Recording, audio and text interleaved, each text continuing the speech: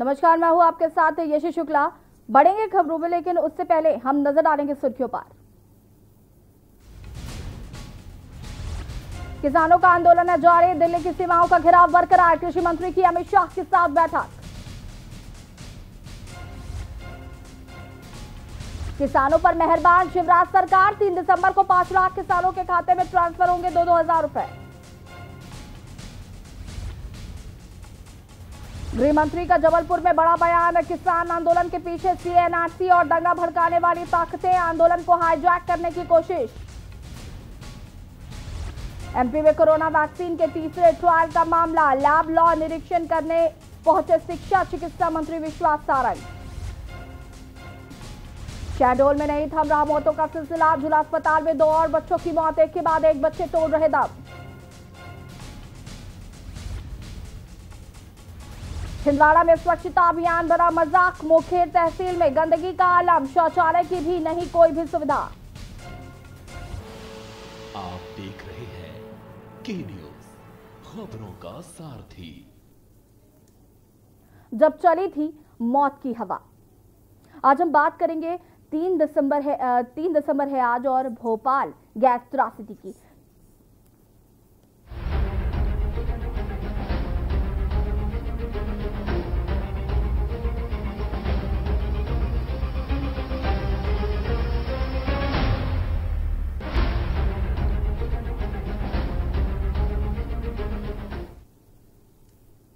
कहा जाता है कि एक तस्वीर हजारों शब्दों के बराबर होती है, लेकिन कई तस्वीर ऐसी भी होती हैं जिसे लेकर कई अनगिनत पन्ने भी भर दे, तब भी उसे बयान नहीं कर सकता। ठीक वैसी ही तस्वीर ने साल 1984 में भोपाल गैस हादसे के दौरान दुनिया भर का ध्यान खींचा था। देखिए उन तस्वीरों को जिसने दुनिया को हिलाकर रख दिया, और क्या कुछ हुआ देखिए इस रिपोर्ट में।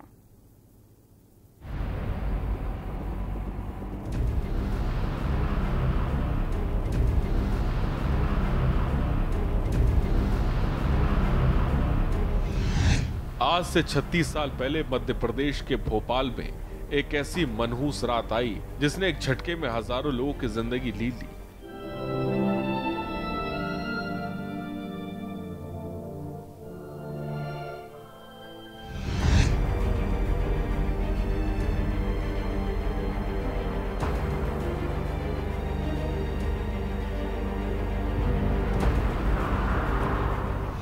मध्य प्रदेश की राजधानी भोपाल इस भयावह रात की गवाह बनी। 1984 में 2 और 3 दिसंबर के दरमियान वाली रात जहरीली गैस के रिसाव ने 16 हजारों लोगों की जान ले ली। 36 साल पहले भोपाल के काजी कैंप और जेपी नगर और उसके आसपास के इलाकों के लोग रात का भोजन करके सो रहे थे, लेकिन आज रात के वक्त आरिफ नगर स्थित अमेरिकी कंपनी यूनियन कार्बाइड फैक्ट्री में मौजूद तमाम गैस के टैंकरों में से एक टैंक नंबर 610 में ऐसी खतरनाक गैस का रिसाव हुआ जिसकी वजह से हजारों लोगों की जान चली गई। यही नहीं, इस खतरनाक गैस का असर अगले कई सालों तक रहा और हादसे के बाद भी यहाँ के लोगों को खासी दिक्कतों का सामना करना पड़ रहा है। बताया जाता है कि यूनियन कार्बाइड की फैक्ट्री से करीब 40 टन गैस का रिसाव हुआ था। रिसाव की वजह यही थी कि टैंक नंबर 610 में जहरीली मेथाइल आइसोसाइनाइड गैस का पानी से मिल जाना। इस वजह से हुई रासायनिक प्रक्रिया की वजह से टैंक में दबाव पैदा हो गया, जिससे टैंक खुल गया और उससे निकली गैस ने कुछ ही देर में हजारों लोगों की जान ले ली। गैस का रिसाव रात 10 बजे के आसपास हुआ और 11 बजे के बाद इसका असर देखने लगा और कुछ ही देर में आसपास के क्षेत्रों में फैल गया। बड़ी संख्या में कुछ ही देर में लोग मारे गए। सरकारी आंकड़ों के मुताबिक यूनियन कार्बाइड संयंत्र से रिसी जहरीली गैस मिथाइल आइसोसाइनाइड गैस की चपेट में आकर मरने वालों की आधिकारिक संख्या 4000 से कम है, लेकिन दावा किया जाता है कि इस हादसे में 16000 से ज्यादा लोगों की मौत हुई। तारीख थी 7 जून 2010। भोपाल की एक अदालत ने यूनियन कार्बाइड इंडिया लिमिटेड के 7 अधिकारियों को हादसे के सिलसिले में 2 साल की सजा सुनाई थी। हादसे के वक्त यूसीसी के अध्यक्ष वॉरेन एंडरसन मामले के मुख्य आरोपी थे, लेकिन मुकदमे के लिए पेश नहीं हुए। वहीं 1 फरवरी 1992 भोपाल सीजीएम कोर्ट ने उन्हें फरार घोषित कर दिया। भोपाल की अदालत ने एंडरसन के खिलाफ 1992 और 2009 में 2 बार गैर जमानती वारंट जारी किया था। सितंबर 2014 में एंडरसन का निधन हो गया। दुनिया में भयानक औद्योगिक त्रासदी में से एक भोपाल गैस की त्रासदी का असर आज भी दिखाई देता है। इस क्षेत्र में आज ही बड़ी संख्या में लोग किसी न किसी दिक्कत का सामना कर रहे हैं। इन क्षेत्रों में रहने वाले ज्यादा लोगों के सांस से जुड़ी कई दिक्कतें हैं। बच्चे विकलांगता का शिकार होते हैं। गुजरते वक्त के साथ साथ गैस त्रासदी के पीड़ितों का दर्द कम होने की बजाय बढ़ता ही गया। इन करीब 3.5 दशकों में राज्य और केंद्र में सरकारें बदलती रहीं, लेकिन पीड़ितों की किस्मत नहीं बदलती। मदद के लिए बड़ी संख्या में लोग भटकते रहे, लेकिन कई तो आस लगाए ही इस दुनिया से चले गए। डेस्क रिपोर्ट, के न्यूज।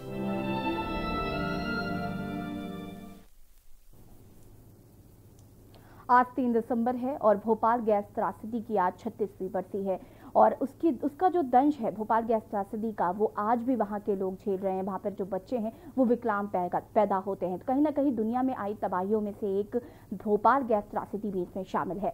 भोपाल गैस त्रासदी की बरसी पर प्रार्थना सभा का आयोजन हुआ, जिसमें मुख्यमंत्री शिवराज सिंह चौहान ने भोपाल गैस त्रासदी में मरे लोगों को श्रद्धांजलि दी और क्या कुछ कहा है ये भी आपको सुना देते हैं। की जाएगी ताकि अंतिम समय उनका ऐसे संकटों से ना गुजरे कि जिंदगी और बदतर हो जाए। एक बात के लिए हम कई दिनों से विचार कर रहे हैं, लेकिन विश्वास अब अवसर आ गया है। अब सक्रिय है, बुद्धिमान है। ये गैस त्रासदी का स्मारक हमको भोपाल में बनानी चाहिए जल्दी से जल्दी। ये स्मारक इसलिए कि दुनिया को सबक देता रहे, हमको याद दिलाता रहे। जैसे हिरोशिमा और नागासाकी फिर और परमाणु बम का उपयोग ना हो, ये सीख और सबक देते हैं। वैसे ये स्मारक ऐसा बने जो दुनिया को सबक दे, सीख दे कि फिर कोई शहर भोपाल ना बने। हम ऐसी चीजें ऐसी असुरक्षा से ना बनाए इंसान सहित पूरी दुनिया पर भारी पड़ जाए। आखिर भगवान के ऊपर वाले की दी हुई इस दुनिया को हमको बचा के भी रखना है। धरती को हमको आने वाली पीढ़ियों के लिए रहने लायक बचने देना है। ऐसा ना हो जाए कि ये दुनिया आने वाली पीढ़ियों के अस्तित्व पर ही प्रश्न चिन्ह लग जाए, रहने लायक ही ना बचे। इसलिए वो सबक दे, वो स्मारक और जहरीली गैसों का जो कचरों के निपटान का मामला है, मुझे लगता है और तेजी से सक्रियता के साथ काम करके उसको निपटाना ही पड़ेगा। अब मेरी जाति मान्यता है कि अब कहां जहर वहर धरा होगा। 36 बरस हो गए, लेकिन इस बारे में जो वैज्ञानिक कहें वही बात हमको अंतिम तौर पर मानना चाहिए। इसलिए उनका निपटान करके एक प्रकाश स्तंभ और प्रेरणा की तरह काम करे स्मारक। उस दिशा में हमको कदम उठाने चाहिए। हमारे गैस पीड़ित भाई और बहनों के इलाज में कोरोना के काल में भी मैं सुलेमानिया बैठे लगातार मैं चिंतित था कि ये जो भाई बहन है जिनका शरीर पहले से ही कई रोगों का घर बन चुका है, उनको दिक्कत ना हो, उनकी सेहत का और उनके इलाज का विशेष हम फिर यही संकल्प लेंगे, मौन श्रद्धांजलि दे के हमारे उन भाइयों और बहनों को जो असमय इस त्रासदी का शिकार हो गए, उन बच्चों को जिनने अपना जीवन शुरू ही किया था, 1 साल के, 2 साल के, 3 साल के, टूट गई थी माला, मोती बिखर गए, उनको जीने का ही मौका नहीं मिला। उनको श्रद्धांजलि देते समय संकल्प यही लेंगे कि फिर और कोई शहर भोपाल नहीं बनने देंगे, पर्यावरण को भी हम बचा के रखेंगे। मैं अपनी ओर से प्रदेश की 8 करोड़ जनता की ओर से ऐसे सभी भाई और बहन जिस त्रासदी के समय हमसे बिछुड़ गए थे, उनके चरणों में श्रद्धा के सुमन अर्पित करता हूं। और मध्य प्रदेश के मुख्यमंत्री के नाते मैं भी यही संकल्प लेता हूं, गंगा जमुनी तहजीब हमारी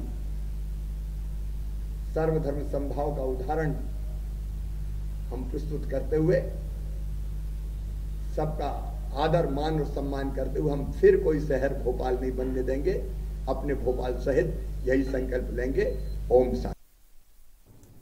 भोपाल गैस त्रासदी की बरसी पर सभा का आयोजन किया गया, जिसमें मुख्यमंत्री शिवराज सिंह चौहान ने कहा कि हम स्मारक बनाएंगे क्योंकि इसे एक सबक के रूप में लेना चाहिए। इस तरीके की चीजें असुरक्षा के साथ ना बनाई जाएं और कोई और शहर भोपाल ना बनने पाए। मध्य प्रदेश के गृह एवं जेल मंत्री नरोत्तम मिश्रा ने कहा कि किसानों की समस्या का समाधान के लिए लगातार बात चल रही, वार्ता लगातार जारी है, सार्थक बातचीत हो रही है। वहीं भोपाल गैस त्रासदी को लेकर उन्होंने कहा कि त्रासदी में जो लोग नहीं रहे वो अकारण मानवीय त्रुटि के कारण से इस दुनिया में नहीं रहे, उनको नमन, उनको विनम्र श्रद्धांजलि। सरकार गैस पीड़ितों की मदद के लिए सभी आवश्यक इंतजाम कर रही है। आज वास्तव में वो दिन है जब उस लोग जो अकारण काल कबलित हो गए थे मानवीय भूल और मानवीय त्रुटि के कारण से,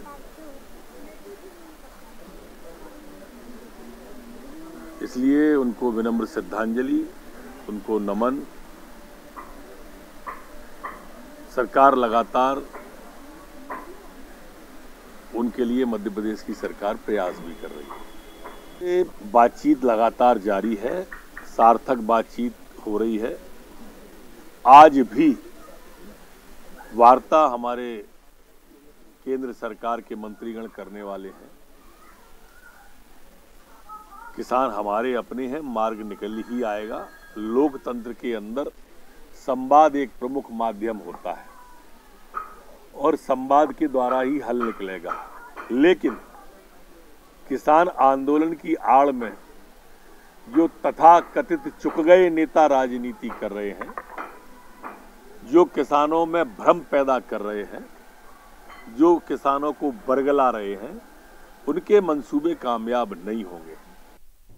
भोपाल गैस कांड की तारीख को कोई भारतीय नहीं भुला सकता और खासतौर पर भोपाल तो बिल्कुल भी नहीं। क्या हुआ था उस रात, देखिए पूरी घटना। क्या हुआ था उस रात? रात 8 बजे यूनियन कार्बाइड कारखाने की रात की शिफ्ट आ चुकी थी, जहां सुपरवाइजर और मजदूर अपना अपना काम कर रहे थे। क्या हुआ था उस रात 9 बजे? करीब आधा दर्जन कर्मचारी सफाई करने के लिए निकले थे। कर्मचारी भूमिगत टैंक के पास पाइपलाइन साफ कर रहे थे। कारखाने के भूमिगत टैंक में रासायनिक प्रतिक्रिया शुरू हुई। समय था रात के 10 बजे। टैंकर का तापमान 200 डिग्री तक पहुंचा और गैस बनने लगी। रात 10:30 बजे टैंक से गैस पाइप में पहुंचने लगी। वाल्व ठीक से बंद न होने पर गैस रिसा हो गया।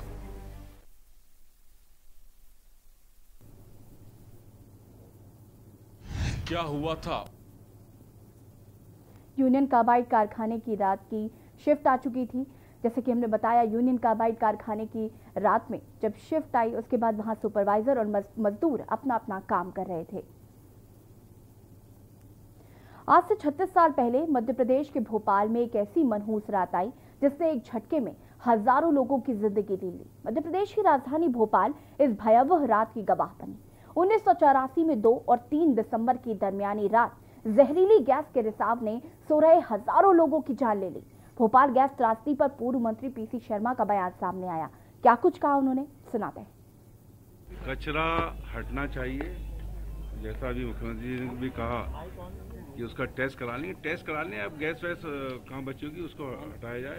और जो स्मारक की बात है, निश्चित तौर पर स्मारक बनना चाहिए। लेकिन जो हमारा भोपाल मेमोरियल हॉस्पिटल है, ये पहल हो रही है कि इसको प्राइवेट कर दिया जाए। अगर ये प्राइवेट हो गया है तो गैस पीड़ितों को कोई उसका इलाज नहीं मिलेगा। इसलिए जो ये सरकार के अंडर में चलता है BMHRC, ये उसी में चलना चाहिए। ये सरकार से हमारा निवेदन है। भारत के मध्य प्रदेश राज्य के भोपाल शहर में 3 दिसंबर सन 1984 को एक भयानक औद्योगिक दुर्घटना हुई। इसे भोपाल गैस कांड या भोपाल गैस त्रासदी के नाम से जाना जाता है। भोपाल स्थित यूनियन कार्बाइड नामक कंपनी के कारखाने से एक जहरीली गैस का रिसाव हुआ, जिससे लगभग 15,000 से अधिक लोगों की जान गई तथा बहुत सारे लोग अनेक तरह की शारीरिक अपंगता से लेकर अंधेपन के भी शिकार हुए। भोपाल गैस कांड के मिथाइल आइसोसाइनाइड, इसको मिक नामक जहरीली गैस का रिसाव हुआ था, जिसका उपयोग कीटनाशक बनाने के लिए किया जाता था। मरने वालों के अनुमान पर विभिन्न स्रोतों की अपनी अपनी राय होने से इसमें भिन्नता मिलती है। फिर भी पहले आधिकारिक तौर पर मरने वालों की संख्या 2259 थी।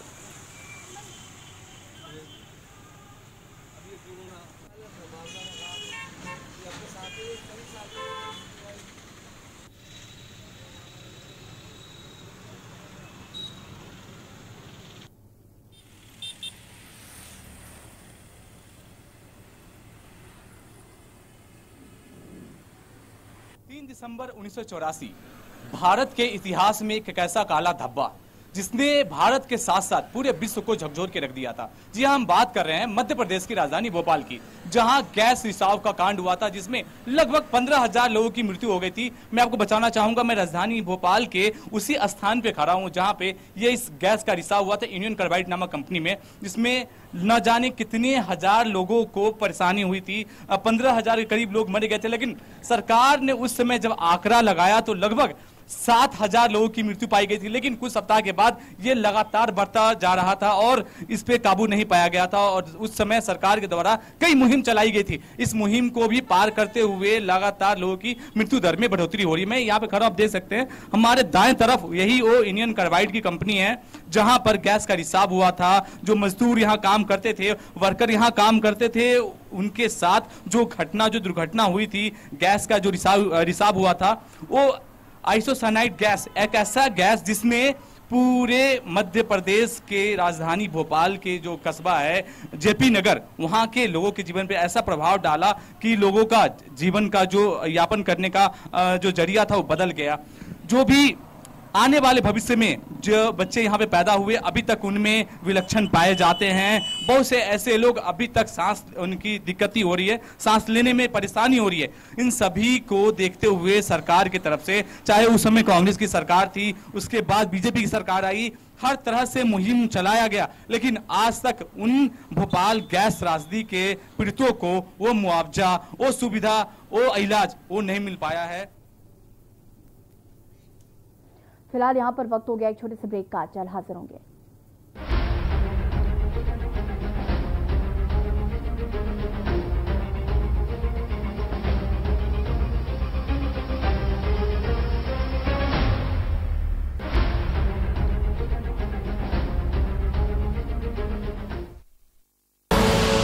आप देख रहे हैं के न्यूज, खबरों का सारथी। GGS Education Group launches 20% discount on academic fee of courses MBA, BBA, BCA, BFSI and GM, D Pharma, B Pharma. Offers best infrastructure, best transport facility, best academic service and best placement service. Register today to avail 20% discount. Call 9971 496 497 or visit the campus Kanpur Lucknow highway near Unnao. GGS Education Group। Fit रहना है तो fitness health oil ले आओ। You are correct। हाँ, correct होता है बाबूजी। सही बोले हैं, तो ले आइए फिटनेस हेल्थ ऑयल। कोरोना संकट काल में के न्यूज इंडिया की देशवासियों से अपील है कि हम जाति धर्म को भूलकर कोरोना को हराने में एक साथ खड़े हों। जरूरतमंदों की मदद करें। कोरोना के खिलाफ जंग में हम अपना योगदान दें। हम सब मिलकर लड़ेंगे और मिलकर जीतेंगे।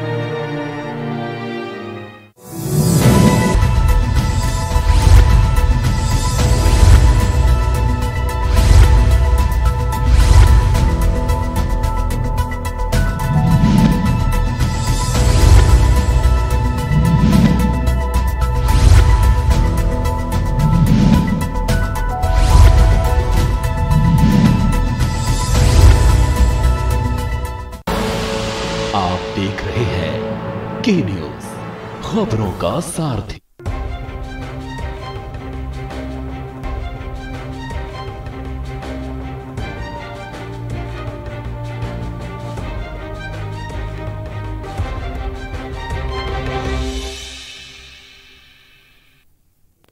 ब्रेक के बाद एक बार फिर से आप सभी का स्वागत है। केंद्र सरकार हो या फिर प्रदेश सरकार, स्वच्छ भारत मिशन के प्रति अनेक अभियान चला रही, लेकिन इसका असर अधिकारियों कर्मचारियों पर नहीं दिख रहा है। वो लगातार सरकार के मंसूबों पर पानी फेर रहे हैं। देखिए इस रिपोर्ट में।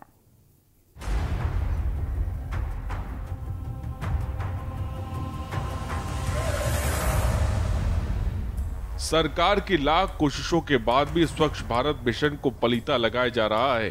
जी हाँ, मामला है छिंदवाड़ा जिले का, जहाँ सरकार के मंसूबों पर पानी फेरा जा रहा है।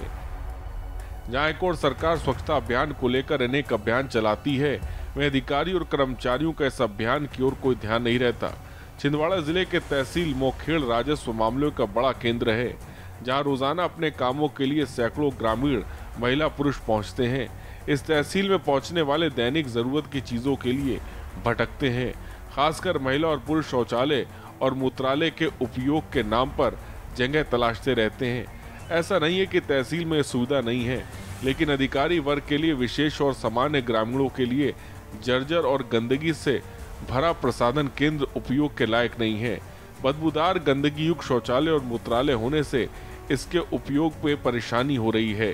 स्वच्छ भारत मिशन के नाम पर सब पर दबाव डालने वाले इस प्रशासनिक केंद्र में ही सुविधा का अभाव है। बड़ा सवाल है कि आखिर किसकी जिम्मेदारी है। स्थानीय राजस्व विभाग की ओर से कोई पहल नहीं की गई है। हम लोग जब पीछे शौचालय में गए तो यहाँ देखे कि एक तरफ हमारे देश के माननीय प्रधानमंत्री जी और प्रदेश के मुख्यमंत्री माननीय शिवराज सिंह चौहान जी साफ सफाई के ऊपर कोविड-19 का जो दौर अभी पूरे विश्व में महामारी के उसमें चल रहा है, ऐसे माहौल में भी यहाँ जिसके सुपर पूरी जिसके हाथ के नीचे पूरा एक तहसील है, उन्हीं के बिल्कुल शौचालय की हालत देखी जाए तो इतनी दयनीय और दुर्दशापूर्ण है कि वहाँ पे जाके कोई भी आदमी इस कंडीशन में नहीं है कि वहाँ शौच कर जबकि इसी तरह से यहाँ पे अस्वस्थता फैली रही तो बहुत जल्द ऐसा सामना आएगा कि यहाँ पे एक वकीलों को और जितनी भी आम जनता यहाँ की परेशान जनता यहाँ तहसील आती है, सबको तहसील के आसपास गंदगी करने को मजबूर होना पड़ेगा। शौचालय के लिए तो कई बार हम लोग भी अपने स्तर से प्रयास कर चुके हैं जी। मैडम नहीं आई हैं तो वो अपनी सुविधाएं के हिसाब से उसको भी ध्यान नहीं दे रही हैं, आकृष्ट करा रहे हैं हम कई बार। तो मैडम तो अभी आई, मैडम के चैम्बर में तो अभी उनके लिए नया बना है। अभी नया वो निर्माण कार्य कर ही रही हैं, अब उसके बाद इसको भी बना देंगे, ऐसा करके हमें आश्वस्त किया गया है। कब से बना रही है? उनका तो एक जब से आई है तब से तो कम से कम 3-4 महीने तो हो ही गई हैं, लॉकडाउन के कारण भी और कोई भी परेशानी हुई है। तो मैडम इस ओर ध्यान नहीं दे रही क्या? तहसील परिसर में वर्षों पुराने निर्मित शौचालय और मूत्रालय का हाल बद से बदतर है। छिंदवाड़ा से के न्यूज के लिए श्याम साहू की रिपोर्ट। मध्य प्रदेश के शहडोल के कुशाभाऊ ठाकरे जिला अस्पताल में एक के बाद एक 8 नवजातों की मौत के बाद 2 नवजात की हालत नाजुक होने की खबर सुर्खियों में रही, जहां जिला अस्पताल के एसएनसीयू और पीआईसीयू में बच्चों की मौत का सिलसिला थमने का नाम नहीं ले रहा है। बीते 72 घंटे में पीआईसीयू और एसएनसीयू में 8 बच्चों की मौत हो चुकी है और 2 बच्चों की हालत नाजुक बनी हुई है। इसमें पीआईसीयू के 3 और 5 बच्चों ने एसएनसीयू में दम तोड़ा है। देखिए रिपोर्ट।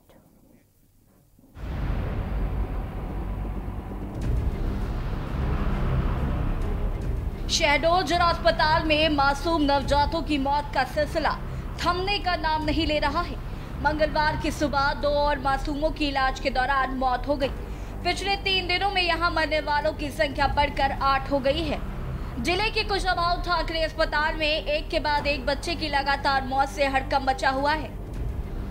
यहां पहली बार बीते शनिवार को 4 बच्चों की मौत का मामला सामने आया। इसके बाद रविवार और सोमवार को एक मासूमों की मौत हो गई। वहीं आज मंगलवार की सुबह 2 और मासूमों ने दम तोड़ दिया। वहीं अब 2 और बच्चों की हालत नाजुक बताई जा रही है। जिला अस्पताल में बच्चों की मौत के मामले में मुख्यमंत्री शिवराज सिंह चौहान भी दोषियों पर सख्त कार्रवाई के निर्देश दे चुके हैं। मुख्यमंत्री ने सोमवार को स्वास्थ्य विभाग के अधिकारियों की बैठक ली, जिसमें मामले में तुरंत जांच के आदेश दिए गए, जिसके मद्देनजर जबलपुर मेडिकल कॉलेज के साइंटिस्ट 2 सदस्यीय एक विशेष टीम शहडोल पहुंची है, जो बच्चों के मौत के कारणों का पता लगा रही है। वहीं भर्ती अन्य बच्चों का इलाज अपनी मौजूदगी में करा रही है। सीएमएचओ डॉक्टर राजेश पांडे का कहना है कि हर साल इस तरह का सीजनल वेरिएशन होता है, इससे ऐसी स्थिति बनती है जैसे पिछले सप्ताह निमोनिया से पीड़ित बच्चे आए, अब संख्या घटी है। ये तर्क भी तब दिए जा रहे हैं जब जनवरी 2020 में इसी अस्पताल में 6 मासूमों की मौत हो चुकी है। साथ ही बताया कि जबलपुर में साइंटिस्ट का एक दल भी आया हुआ है, वो भी जांच कर रहा है। इन बच्चों की मौत एक जैसी बीमारी से ही क्यों हो रही है, पता लगाया जा रहा है। शहडोल संभाग के कमिश्नर नरेश पाल से चर्चा की गई तो उनका कहना है कि ये सभी बच्चे गंभीर अवस्था में जिला अस्पताल लाए गए और यहाँ पर इनको इलाज दिया गया, लेकिन उन सभी बच्चों की मौत हो गई है। बच्चों की मृत्यु के संबंध में सीएमएचओ द्वारा प्रारंभिक रूप से जो जांच की गई है उसमें यह तथ्य आया है कि एक नवजात शिशु है और शेष जो है वो थोड़े 2-3 माह की उम्र के बच्चे थे। उसमें अनूपपुर, उमरिया और शहडोल तीनों जिलों के शामिल हैं।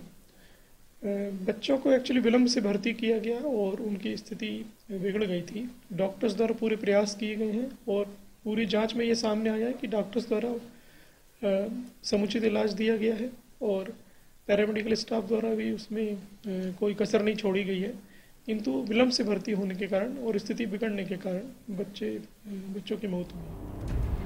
सिलसिलेवार 8 बच्चों के मामले को लेकर जिला अस्पताल प्रबंधन पर एक बार फिर संदेह के घेरे में आ गया है। अब देखना ये दिलचस्प होगा कि अस्पताल प्रबंधन इस ओर कोई कठोर कदम उठाते हुए इसे गंभीरता से लेंगे या फिर वहीं पुराने ढर्रे से इलाज कर बच्चों के मौत का खेल यूं ही चलता रहेगा। ब्यूरो रिपोर्ट, के न्यूज इंडिया। और इसी बीच आपको भोपाल से बड़ी खबर बता देते हैं। भोपाल में महानिदेशक प्रशस्ति चिन्ह वितरण समारोह किया गया। बतौर मुख्य अतिथि प्रदेश के गृह मंत्री नरोत्तम मिश्रा भी पहुंचे। बता दें कि भोपाल सांसद प्रज्ञा ठाकुर भी उनके साथ मौजूद रही। महानिदेशक जेल संजय चौधरी भी उनके साथ मौजूद हैं। बड़ी खबर आपको भोपाल से बता रहे हैं, जहां पर महानिदेशक प्रशस्ति चिन्ह वितरण समारोह किया गया और इस समारोह में बतौर मुख्य अतिथि प्रदेश के गृह मंत्री नरोत्तम मिश्रा, भोपाल सांसद प्रज्ञा ठाकुर और महानिदेशक जेल संजय चौधरी भी मौजूद रहे। भोपाल से आपको बड़ी खबर बता रहे हैं। भोपाल में महानिदेशक प्रशस्ति चिन्ह वितरण समारोह किया गया और बतौर मुख्य अतिथि प्रदेश के गृह मंत्री नरोत्तम मिश्रा और भोपाल सांसद प्रज्ञा ठाकुर, महानिदेशक जेल संजय चौधरी भी उनके साथ मौजूद रहे।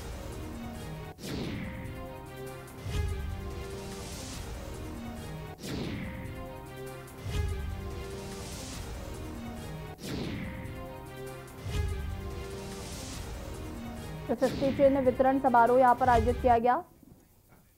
मध्य प्रदेश के बुलेटिन में फिलहाल इतना ही। देखते रहिए के न्यूज इंडिया। नमस्कार।